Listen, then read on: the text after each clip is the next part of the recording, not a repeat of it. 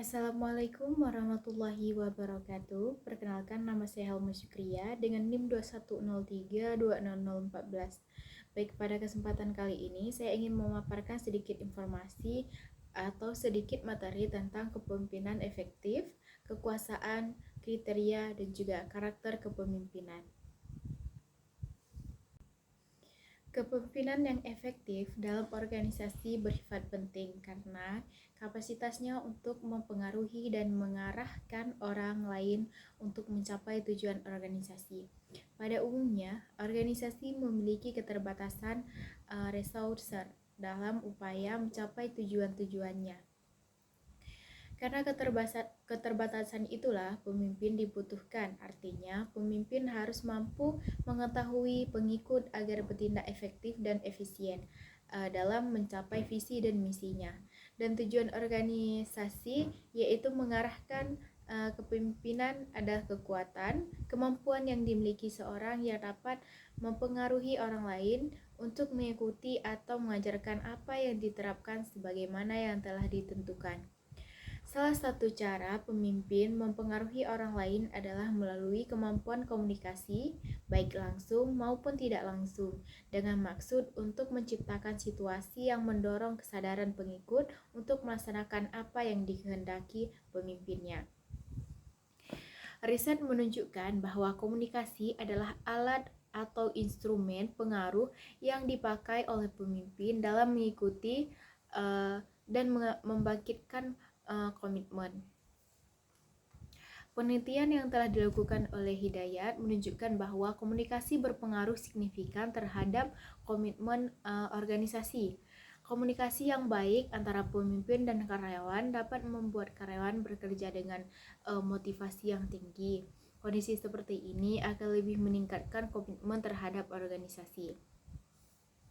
Kemudian penelitian yang dilakukan Desianti yang dilakukan pada staf pembangkang ternyata bahwa pemimpin mampu memotivasi, membangkitkan semangat kerja sesama tim serta membangkitkan semangat dan optimisme di kalangan rekan-rekan bawahannya. Komunikasi yang baik akan meningkatkan komitmen untuk mencapai tujuan organisasi. Dalam hal ini ada ragam teknik dalam berkomunikasi. Salah satunya adalah storytelling yang menjadi fokus riset ini. Storytelling merupakan kegiatan yang mempunyai cerita dari seorang kepada pendengar yang tujuannya memberikan informasi sehingga dapat mengenali dirinya sendiri.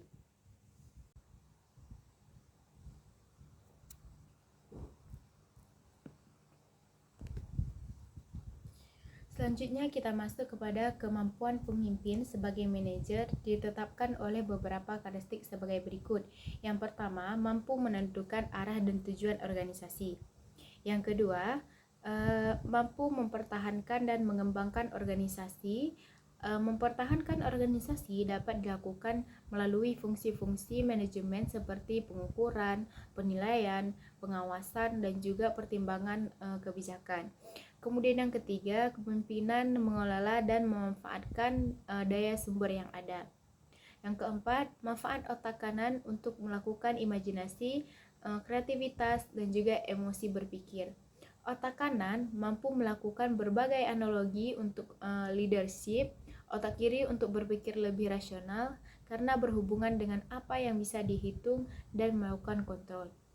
Kemudian, kekuasaan dan wewenang. Kekuasaan amat eratnya hubungan dengan wewenang. Kekuasaan melibatkan kekuatan dan paksaan.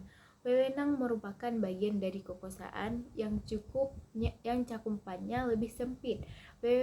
Wewenang tidak menimbulkan implikasi terkuat. Unsur yang ada di dalam wewenang. Yang pertama, ada wewenang ditanamkan pada posisi seseorang.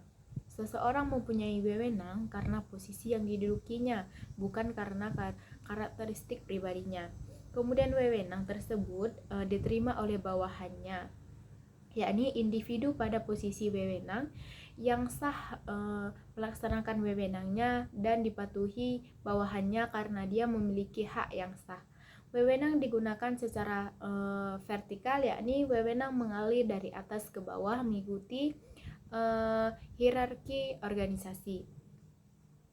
Kemudian kita masuk kepada basis kekuasaan. Basis kekuasaan terbagi atas 4 bagian. Yang pertama, kekuasaan antar pribadi, yang kedua kekuasaan struktur dan situasional, kemudian kekuasaan pengambilan keputusan, kemudian yang terakhir kekuasaan informasi. Kekuasaan antar pribadi, yakni meliputi kekuasaan legitimasi. Kekuasaan legitimasi adalah kemampuan seseorang untuk mempengaruhi orang lain karena posisinya. Seseorang yang tingkatan lebih tinggi memiliki kekuasaan atas pihak yang kedudukannya lebih rendah.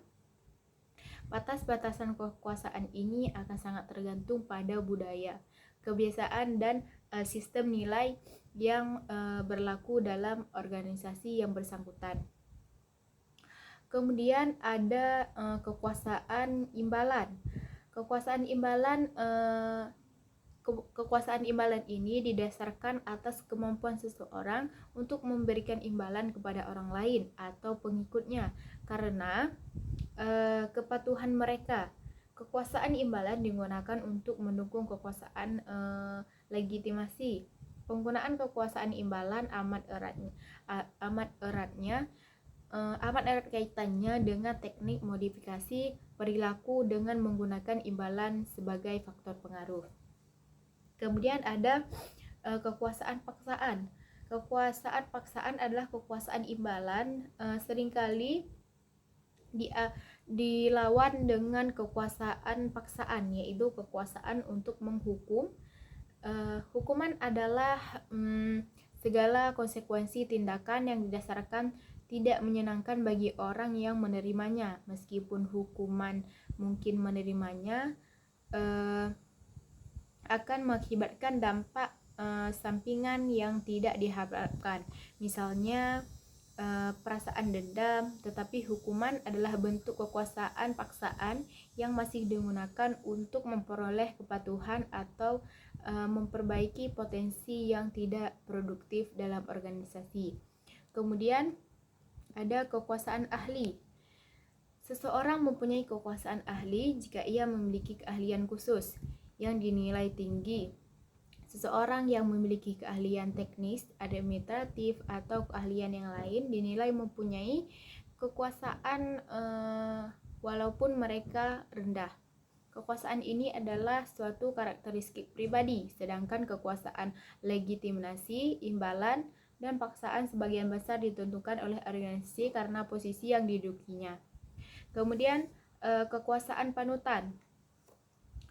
Banyak individu yang menyatukan diri dengan atau dipengaruhi oleh seseorang karena gaya kepribadiannya atau perilakunya.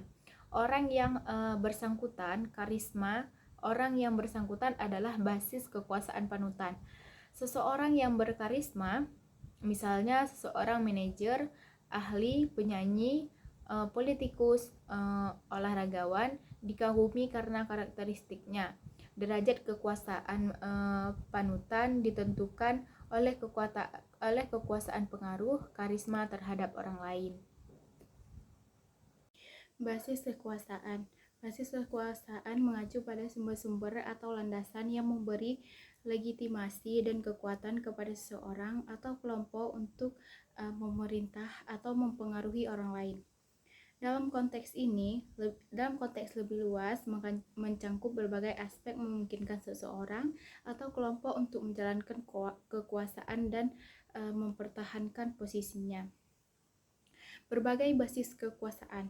Secara umum, basis kekuasaan dapat dikategorikan menjadi beberapa jenis, antara lain yang pertama kekuasaan koersif, yaitu kekuasaan yang didasarkan pada ancaman atau penggunaan kekerasan.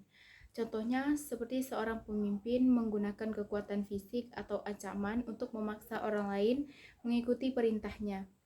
Kemudian kekuasaan imbalan. Kekuasaan yang didasarkan pada kemampuan untuk memberikan imbalan atau hadiah. Contohnya, seseorang atasan yang memberikan kenaikan gaji atau promosi kepada bawahannya yang berprestasi.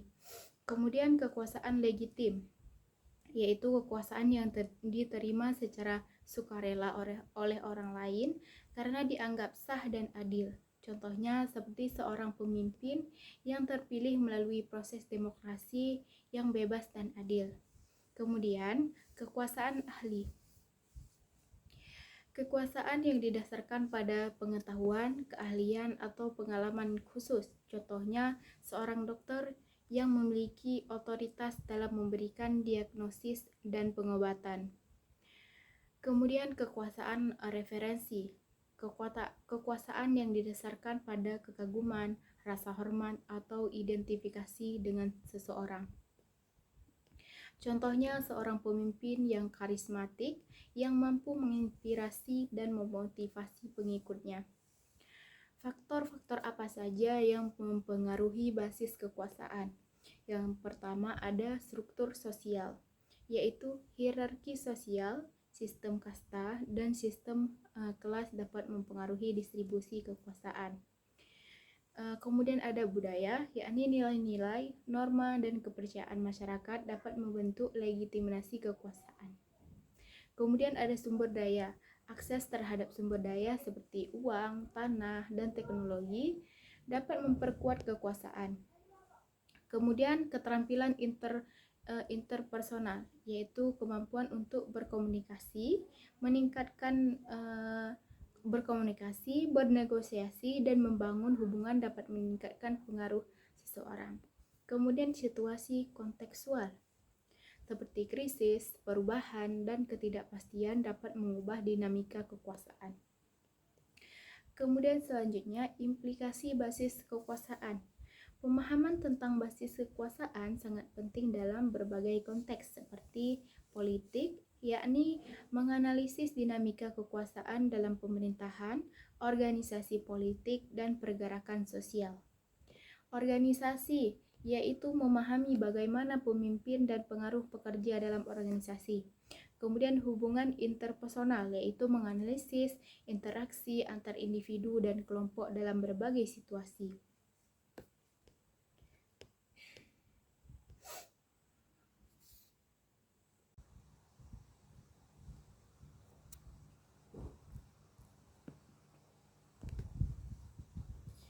Selanjutnya kita masuk kepada kemampuan pemimpin sebagai manajer ditetapkan oleh beberapa karakteristik sebagai berikut.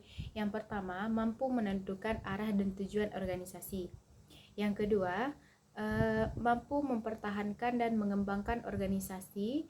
Mempertahankan organisasi dapat dilakukan melalui fungsi-fungsi manajemen seperti pengukuran, penilaian, pengawasan, dan juga pertimbangan kebijakan. Kemudian yang ketiga, kepemimpinan mengelola dan memanfaatkan daya sumber yang ada. Yang keempat, manfaat otak kanan untuk melakukan imajinasi, kreativitas, dan juga emosi berpikir. Otak kanan mampu melakukan berbagai analogi untuk leadership, otak kiri untuk berpikir lebih rasional karena berhubungan dengan apa yang bisa dihitung dan melakukan kontrol. Kemudian, kekuasaan dan wewenang. Kekuasaan amat eratnya hubungan dengan wewenang. Kekuasaan melibatkan kekuatan dan paksaan. Wewenang merupakan bagian dari kekuasaan yang cakupannya lebih sempit. Wewenang tidak menimbulkan implikasi terkuat. Unsur yang ada di dalam wewenang. Yang pertama ada wewenang ditanamkan pada posisi seseorang. Seseorang mempunyai wewenang karena posisi yang didudukinya, bukan karena karakteristik pribadinya.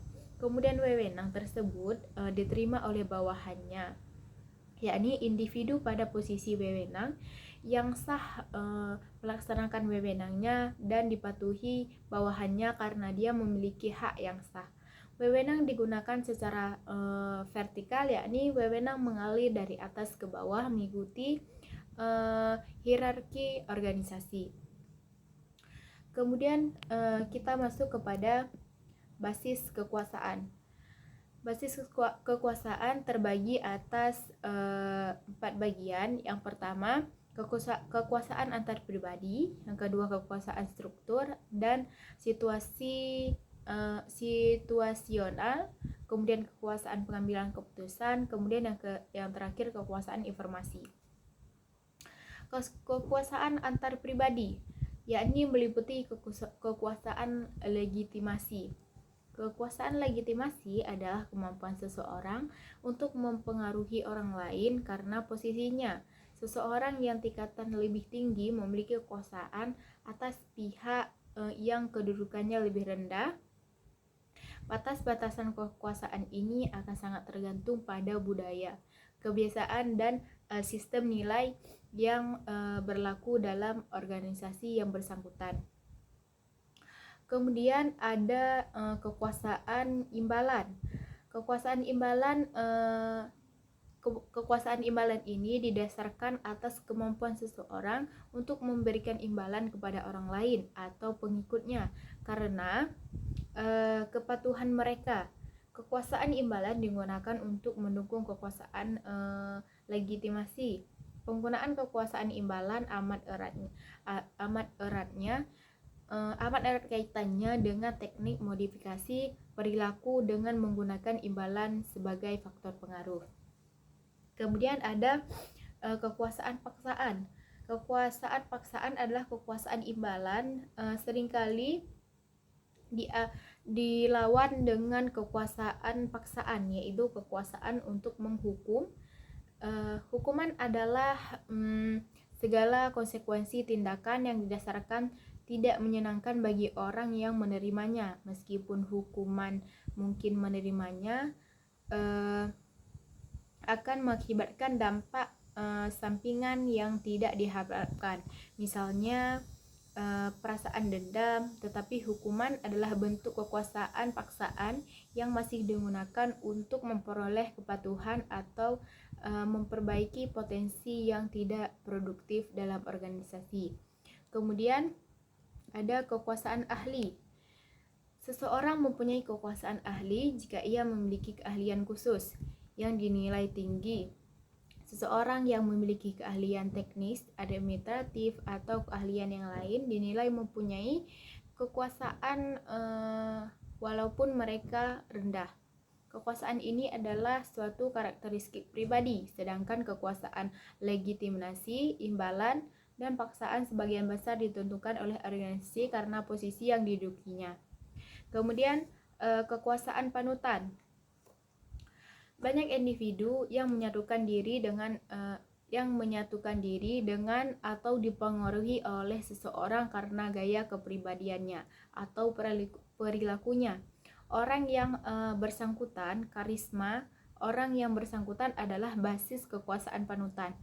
Seseorang yang berkarisma, misalnya seseorang manajer, ahli, penyanyi, politikus, olahragawan, dikagumi karena karakteristiknya. Derajat kekuasaan panutan ditentukan oleh kekuasaan pengaruh karisma terhadap orang lain. Kemudian kekuasaan struktural dan situasional. Kekuasaan terutama ditentukan oleh struktur di dalam organisasi. Struktur organisasi dipandang sebagai mekanisme pengendalian yang mengatur organisasi. Jadi, struktur yang mengatur organisasi menciptakan kekuasaan dan wewenang formal dengan mengkhususkan orang-orang tertentu untuk melaksanakan tugas, pekerjaan, dan pengambilan keputusan tertentu dengan memanfaatkan kekuasaan informal mungkin timbul karena struktur informal dan komunikasi dalam sistem tersebut. Kemudian kekuasaan pengambilan keputusan. Derajat seseorang atau subunit dapat mempengaruhi pengambilan keputusan, akan menentukan kadar kekuasaan. Seseorang atau subunit yang memiliki kekuasaan dapat mempengaruhi jalannya proses pengambilan keputusan alternatif yang menjadi seyogyanya dipilih dan kapan keputusannya diambil. Kemudian kekuasaan informasi. Memiliki jangkauan atas informasi yang relevan dan penting merupakan kekuasaan. Gambaran yang benar tentang kekuasaan seseorang tidak hanya disediakan oleh posisi orang yang bersangkutan, tetapi juga oleh penguasaan orang yang umumnya tidak memiliki basis kekuasaan antar pribadi khusus yang kuat atau jelas dalam struktur organisasi. Tetapi mereka memiliki kekuasaan karena mereka mengendalikan informasi yang penting. Manajer yang sangat berkuasa muncul karena ia mengalokasikan sumber daya yang dibutuhkan, mengambil keputusan yang penting, dan memiliki jangkauan informasi yang penting. Kemudian, kepemimpinan yang efektif. Kepemimpinan yang efektif mengatur orang yang terkadang sulit seringkali juga mudah dilakukan karena orang yang diatur atau bawahan dan orang yang mengatur atau pimpinan ataupun manajer sering mempunyai pendapat dan pengalaman, kematangan jiwa, kemauan dan kemampuan menghadapi situasi yang berbeda-beda. Kemampuan bawahan bermacam-macam seperti yang pertama, ada bawahan yang tidak mau dan tidak mampu. Yang kedua, ada bawahan yang tak mau tetapi tidak mampu. Ada bawahan yang tidak mau tetapi mampu. Dan yang terakhir, ada bawahan yang mau dan mampu. Dapat disimpulkan bahwa keberhasilan seseorang pemimpin adalah apabila ia dapat mengidentifikasi tingkat kedewasaan individu atau kelompok bawahannya yang hendak ia pengaruhi dan menerapkan gaya kepemimpinan yang sesuai. Dengan kata lain, efektivitas seseorang manajer dalam memimpin bawahannya banyak tergantung dari situasi dan kematangan bawahannya. Tidak ada gaya kepemimpinan yang paling baik dan tidaklah tepat menerapkan gaya kepemimpinan yang sama pada setiap saat situasi yang dihadapkannya. Kemudian kita masuk kepada kriteria seorang pemimpin. Yang pertama ada menerima tanggung jawab.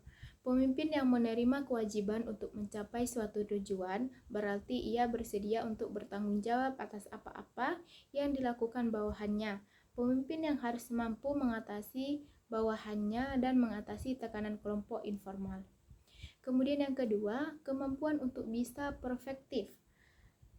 Perfektif menunjukkan kemampuan untuk mengamati atau menemukan kenyataan dari satu lingkungan. Setiap pemimpin harus mengetahui tujuan organisasi sehingga mereka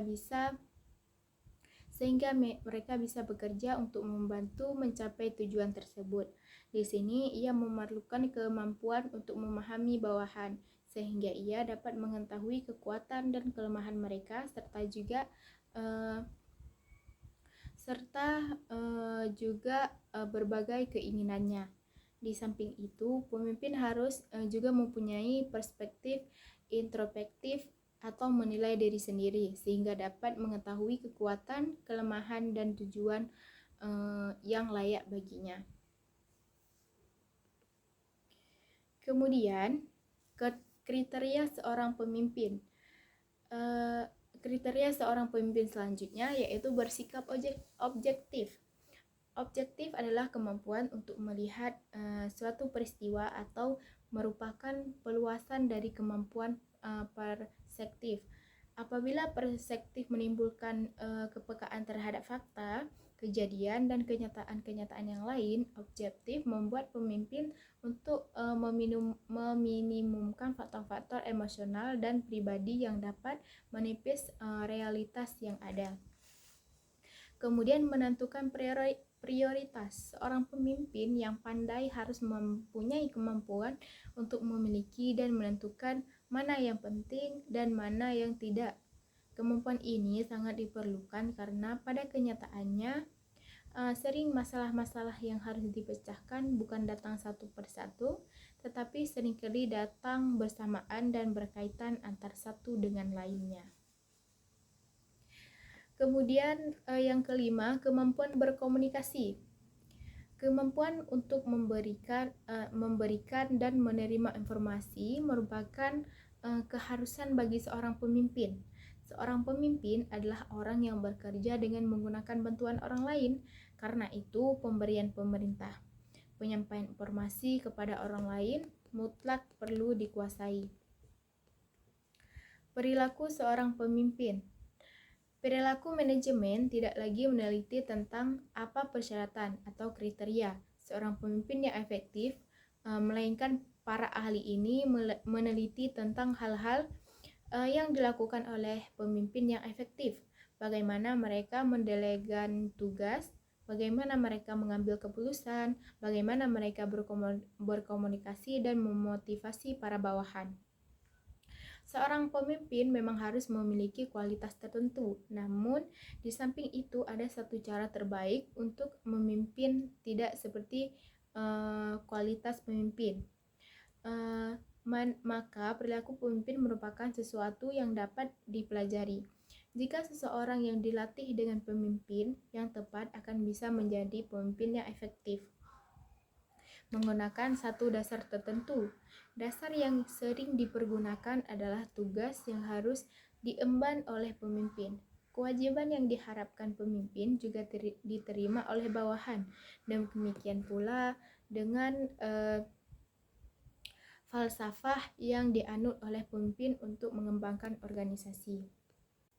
Perilaku seorang pemimpin adalah manifestasi nyata dari karakteristik dan keterampilan pemimpinnya. Tindakan-tindakan yang dilakukan oleh seorang pemimpin akan sangat mempengaruhi kinerja tim, motivasi karyawan, dan keberhasilan organisasi.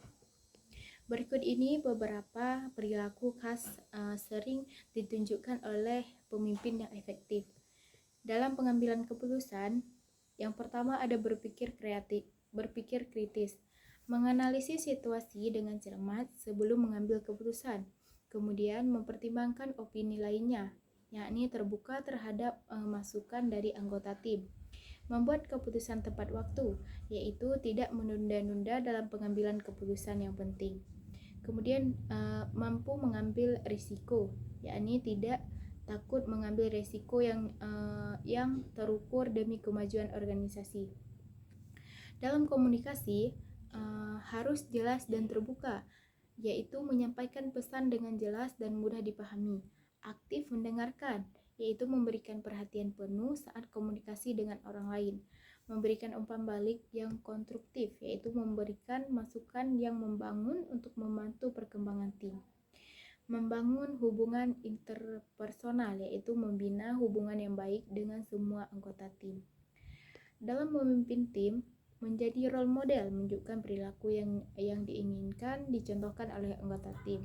Motivasi tim, mendorong anggota tim untuk mencapai potensi maksimal mereka. Memberdayakan tim, memberikan kepercayaan dan otonomi kepada anggota tim.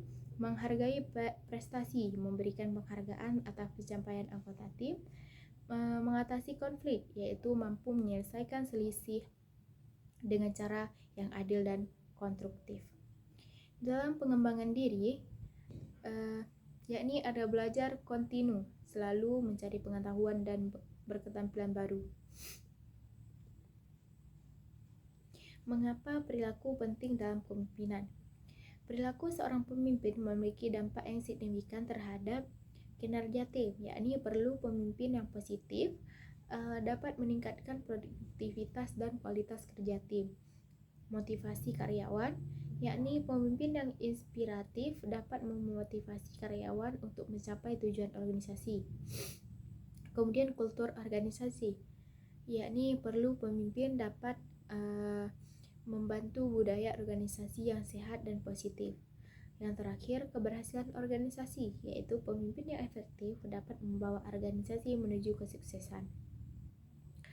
Contoh perilaku negatif yang harus dihindari, yaitu tidak konsisten atau perkataan dan perbuatan tidak sesuai, tidak transparan, menyembunyikan informasi yang penting, tidak mendengarkan, mengabaikan pendapat orang lain, membuat janji yang tidak ditepati, tidak menepati janji yang telah dibuat. Dan juga yang terakhir, memiliki sikap negatif, yaitu selalu melihat sisi negatif dari segala sesuatu. Kemudian kekuasaan struktural dan situasional. Kekuasaan terutama ditentukan oleh struktur di dalam organisasi. Struktur organisasi dipandang sebagai mekanisme pengendalian yang mengatur organisasi. Jadi, struktur yang mengatur organisasi menciptakan kekuasaan dan wewenang formal dengan mengkhususkan orang-orang tertentu untuk melaksanakan tugas, pekerjaan, dan pengambilan keputusan tertentu dengan memanfaatkan kekuasaan informal mungkin timbul karena struktur informal dan komunikasi dalam sistem tersebut. Kemudian kekuasaan pengambilan keputusan. Derajat seseorang atau subunit dapat mempengaruhi pengambilan keputusan akan menentukan kadar kekuasaan. Seseorang atau unit yang memiliki kekuasaan dapat mempengaruhi jalannya proses pengambilan keputusan alternatif yang menjadi seyogyanya dipilih dan kapan keputusannya diambil. Kemudian kekuasaan informasi. Memiliki jangkauan atas informasi yang relevan dan penting merupakan kekuasaan. Gambaran yang benar tentang kekuasaan seseorang tidak hanya disediakan oleh posisi orang yang bersangkutan, tetapi juga oleh penguasaan orang yang umumnya tidak memiliki basis kekuasaan antar pribadi khusus yang kuat atau jelas dalam struktur organisasi. Tetapi mereka memiliki kekuasaan karena mereka mengendalikan informasi yang penting. Manajer yang sangat berkuasa muncul karena ia mengalokasikan sumber daya yang dibutuhkan, mengambil keputusan yang penting, dan memiliki jangkauan informasi yang penting. Kemudian, kepemimpinan yang efektif. Kepemimpinan yang efektif mengatur orang yang terkadang sulit seringkali juga mudah dilakukan karena orang yang diatur atau bawahan dan orang yang mengatur atau pimpinan ataupun manajer sering mempunyai pendapat dan pengalaman, kematangan jiwa, kemauan dan kemampuan menghadapi situasi yang berbeda-beda. Kemampuan bawahan bermacam-macam seperti yang pertama, ada bawahan yang tidak mau dan tidak mampu. Yang kedua, ada bawahan yang tak mau tetapi tidak mampu. Ada bawahan yang tidak mau tetapi mampu. Dan yang terakhir, ada bawahan yang mau dan mampu. Dapat disimpulkan bahwa keberhasilan seseorang pemimpin adalah apabila ia dapat mengidentifikasi tingkat kedewasaan individu atau kelompok bawahannya yang hendak ia pengaruhi dan menerapkan gaya kepemimpinan yang sesuai. Dengan kata lain, efektivitas seseorang manajer dalam memimpin bawahannya banyak tergantung dari situasi dan kematangan bawahannya. Tidak ada gaya kepemimpinan yang paling baik dan tidaklah tepat menerapkan gaya kepemimpinan yang sama pada setiap saat situasi yang dihadapkannya. Kemudian kita masuk kepada kriteria seorang pemimpin. Yang pertama ada menerima tanggung jawab. Pemimpin yang menerima kewajiban untuk mencapai suatu tujuan berarti ia bersedia untuk bertanggung jawab atas apa-apa yang dilakukan bawahannya. Pemimpin yang harus mampu mengatasi bawahannya dan mengatasi tekanan kelompok informal. Kemudian yang kedua, kemampuan untuk bisa perfektif. Perfektif menunjukkan kemampuan untuk mengamati atau menemukan kenyataan dari satu lingkungan. Setiap pemimpin harus mengetahui tujuan organisasi sehingga mereka bisa bekerja untuk membantu mencapai tujuan tersebut. Di sini ia memerlukan kemampuan untuk memahami bawahan sehingga ia dapat mengetahui kekuatan dan kelemahan mereka serta juga berbagai keinginannya.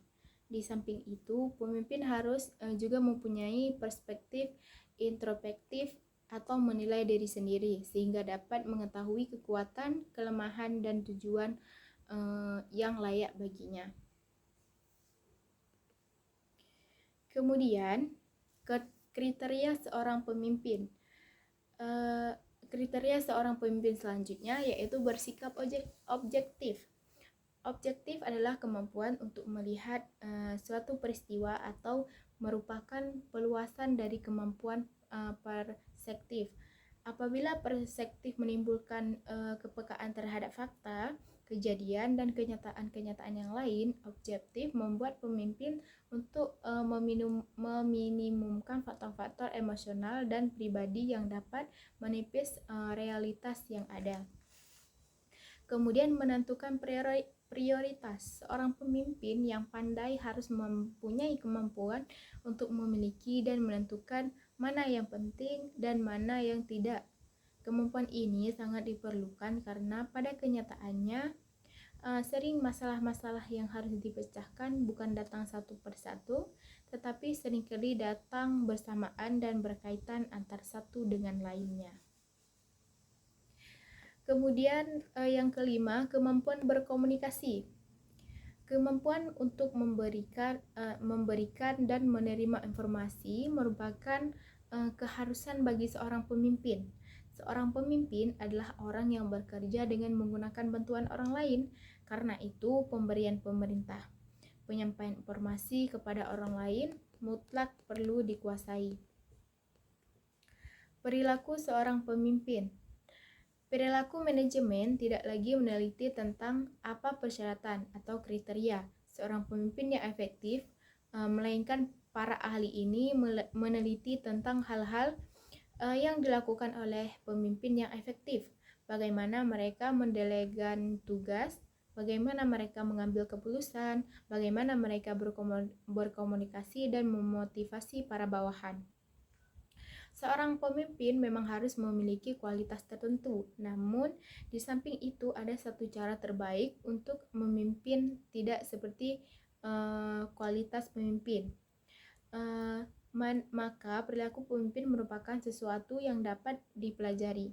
Jika seseorang yang dilatih dengan pemimpin yang tepat akan bisa menjadi pemimpin yang efektif menggunakan satu dasar tertentu. Dasar yang sering dipergunakan adalah tugas yang harus diemban oleh pemimpin. Kewajiban yang diharapkan pemimpin juga diterima oleh bawahan. Dan demikian pula dengan falsafah yang dianut oleh pemimpin untuk mengembangkan organisasi. Karakteristik seorang pemimpin. Seorang pemimpin yang efektif memiliki karakteristik khusus yang membedakannya dari orang lain. Karakteristik ini tidak hanya memengaruhi cara mereka memimpin, tetapi juga bagaimana mereka berinteraksi dengan orang lain dan mencapai tujuan. Berikut ini adalah beberapa karakteristik utama seorang pemimpin yang baik. Yang pertama, kualitas pribadi, yakni meliputi integritas, yaitu memiliki nilai-nilai moral yang kuat dan konsisten dalam tindakan. Kemudian ada visi, yakni mampu melihat masa depan organisasi atau tim dan memiliki tujuan yang jelas. Kemudian ada kepercayaan diri, yakni dengan kemampuan diri sendiri dan keputusan yang diambil. Kemudian ada keberanian, tidak takut mengambil risiko dan membuat keputusan yang sulit. Kemudian fleksibel, mampu beradaptasi dengan perubahan dan situasi yang tidak terduga. Selanjutnya ada empati, yakni memahami perasaan dan perspektif orang lain. Kemudian sabar, yaitu tetap tenang dalam situasi yang sulit dan mampu mengelola stres. Keterampilan pemimpin atau keterampilan kepemimpinan, yaitu yang pertama, komunikasi yang efektif, mampu menyampaikan pesan dengan jelas baik secara lisan maupun tulisan. Kemudian motivasi, mampu menginspirasi dan memotivasi orang lain untuk mencapai tujuan bersama. Kemudian delegasi, yaitu mampu mendelegasi tugas kepada orang lain dan mempercayai mereka untuk menyelesaikannya. Kemudian pengambilan keputusan, mampu membuat keputusan yang tepat dan cepat, bahkan dalam situasi yang kompleks. Kemudian pemecahan masalah, yakni mampu mengidentifikasi masalah dan menemukan solusi yang efektif. Pembelajaran kontinu, yaitu selalu terbuka buat belajar hal-hal yang baru dan mengembangkan diri. Kemudian membangun hubungan, yakni mampu membangun hubungan yang kuat dengan anggota tim dan pemangku kepentingan lainnya. Kemudian ada perilaku, yakni fokus pada hasil, selalu berorientasi pada pencapaian tujuan. Kemudian orientasi pada tim, yakni menghargai kerjasama tim dan kolaborasi. Kemudian berpikir strategis, yaitu mampu melihat gambaran besar dan merencanakan jangka panjang. Kemudian memberikan contoh, yaitu menjadi role model bagi anggota tim. Memberikan umpan balik, yakni memberikan umpan balik yang konstruktif kepada anggota tim. Terus, mengapa karakteristik ini penting? Karakteristik itu yang saya sebutkan di atas itu sangat penting karena membangun kepercayaan. Seorang pemimpin yang memiliki integritas dan kepercayaan diri akan lebih mudah mendapatkan kepercayaan dari orang lain. Kemudian meningkatkan motivasi. Pemimpin yang visioner dan mampu memotivasi akan mendorong anggota tim untuk bekerja lebih keras. Kemudian mencapai tujuan. Pemimpin yang efektif akan membantu organisasi mencapai tujuannya. Kemudian membangun tim yang kuat. Pemimpin yang membangun hubungan yang baik dengan anggota tim akan menciptakan lingkungan kerja yang positif dan produktif.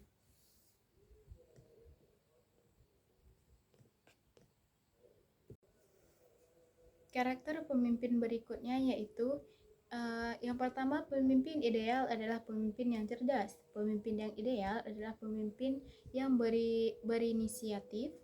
Pemimpin yang ideal adalah pemimpin yang bertanggung jawab. Pemimpin yang ideal adalah pemimpin yang dapat dipercaya. Pemimpin yang ideal adalah pemimpin yang jujur. Kemudian pemimpin yang ideal adalah pemimpin yang rela berkorban.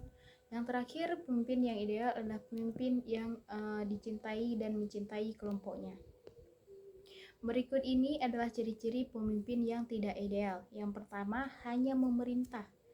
Menjadi pemimpin bukan berarti bisa seenaknya memerintah saja. Sebaliknya, hal yang harus dilakukan oleh seorang pemimpin yang benar yaitu bisa menciptakan komunikasi yang baik dengan tim atau orang yang dipimpin demi menciptakan visi dan misi yang telah ditentukan. Yang kedua, jarang diskusi. Pemimpin yang buruk biasanya jarang berdiskusi dengan bawahannya, tetapi dia menuntun timnya untuk solid. Dengan berdiskusi, pemimpin pun bisa tahu jika ada masalah di antara orang yang dipimpinnya. Kemudian, tidak memberikan kepercayaan. Seorang pemimpin yang baik bisa memberikan kepercayaan pada timnya untuk bekerja. Hal ini juga berguna untuk meningkatkan rasa percaya timnya. Kemudian, tidak memberikan pujian. Sesekali memuji bawahannya perlu dilakukan demi memberikan penghargaan pada bawahannya. Ini yang membuat mereka bisa bermotivasi untuk menjadi tim yang lebih baik. Kemudian konflik. Apabila bawahan Anda ditegur oleh atasan dari divisi lain, jangan hanya diam saja dan membiarkan bawahan Anda menghadapinya sendiri. Pemimpin yang baik akan berusaha untuk memberi dukungan pada timnya, bukan malah ikut menyalahgunakannya juga. Kemudian tidak terbuka. Jika Anda merupakan pemimpin yang kerap tertutup dan tidak membeberkan kehebatan kerja tim Anda, itu menandakan bahwa Anda bukan termasuk pemimpin yang baik. Kemudian tidak bertanggung jawab. Pemimpin yang benar akan bertanggung jawab dengan pekerjaannya, bukan malah menyuruh bawahannya untuk menyelesaikannya. Kemudian pemimpin yang tidak memiliki visi. Pemimpin yang tidak memiliki visi tidak bisa menginspirasi tim, memotivasi kinerja, atau menciptakan nilai yang berkelanjutan. Tugas pemimpin adalah untuk menyelaraskan organisasi sesuai dengan visi yang jelas dan dapat dicapai. Ini tidak bisa terjadi ketika orang buta menuntun orang buta, yang artinya pemimpin yang tidak mempunyai misi menentukan anggota dalam tim yang juga tidak memiliki tujuan dan arah. Kemudian ketika pemimpin gagal, memimpin dirinya, yaitu tidak peduli seberapa cerdas, ramah, dan persuasif seorang pemimpin jika mereka rentan terhadap rasional perilaku yang tidak etis berdasarkan kebutuhan saat ini. Untuk masa depan, mereka akhirnya akan menjadi mangsa kehancuran mereka sendiri. Kemudian ciri-ciri pemimpin yang tidak ideal selanjutnya yaitu terlalu mengandalkan pengalaman masa lalu. Pemimpin yang cenderung mengandalkan pengalaman masa lalu yang tampaknya berguna tidak sebenarnya berbahaya, karena itu benar-benar cocok dengan situasi saat ini dan itu tidak akan menjadi bermanfaat. Pemimpin yang harus memperhatikan kondisi kerja, rekan kerja, sumber daya, dan bagaimana menciptakan momentum di lingkungan yang baru. Kemudian terlibat politik kantor. Motivasi politik membuat orang sulit membuat keputusan secara objektif dan fokus pada mengelola tanggung jawab. Pemimpin yang terperangkap dalam politik kantor kehilangan identitas mereka dan terjebak dalam agenda dan motivasi lainnya. Kemudian tak punya tujuan kerja. Bila Anda tidak tahu apa yang Anda perjuangkan, Anda akan sulit membuat keputusan yang baik, memungkinkan Anda untuk membuat keputusan yang benar dan konsisten sesuai dengan misi. Atau terganggu, Anda akan kehilangan hubungan dengan naluri dan mulai membuat keputusan tanpa dependensi atau ketergantungan yang tepat dan sumber daya. Kemudian ciri-ciri pemimpin yang tidak ideal berikutnya yakni menyalahgunakan sumber daya.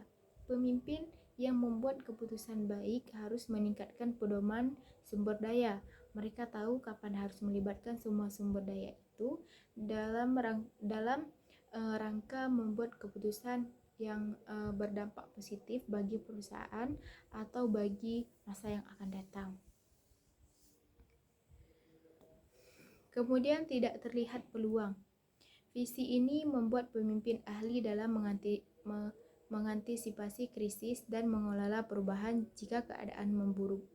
Ini juga dapat memperluas pengamatan dan memungkinkan mereka melihat sekitar di dalam dan luar perusahaan sehingga keputusan-keputusan yang dibuat pun tepat. Kemudian yang terakhir, tidak percaya diri. Pemimpin yang tidak percaya diri seringkali menjadi putus asa dan membuat keputusan tiba-tiba. Mereka tidak memikirkan konsekuensi saat membuat keputusan. Baik, sekian pemaparan materi dari saya. Lebih dan kurangnya saya mohon maaf. Wabillahi taufiq wal hidayah. Assalamualaikum warahmatullahi wabarakatuh.